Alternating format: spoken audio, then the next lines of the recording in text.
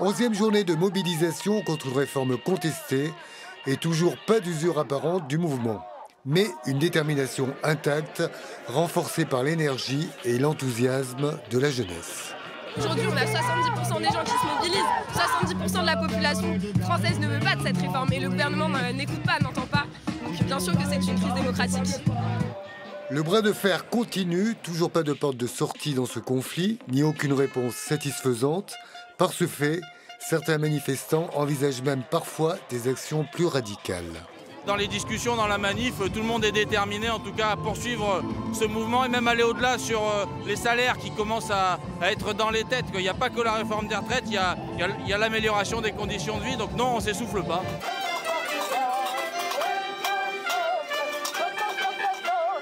On a déjà vu des camarades qui se mobilisent pour couper l'électricité, pour réduire le gaz. Il y a des actions devant les lycéens, ils bloquent. Il y a des mobilisations un peu partout dans le pays avec différentes formes. Il y a des raffineries qui étaient bloquées, que le gouvernement s'empresse à débloquer. Mais en tout cas, on ne fait pas que des ballages digestifs.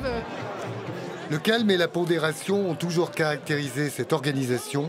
Mais aujourd'hui, ce syndicaliste met en garde les instances dirigeantes.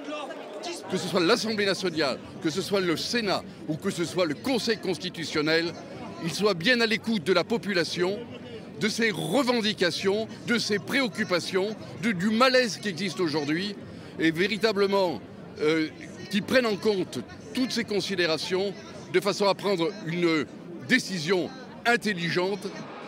Le texte sur la réforme des retraites est désormais entre les mains du Conseil constitutionnel qui tranchera le 14 avril.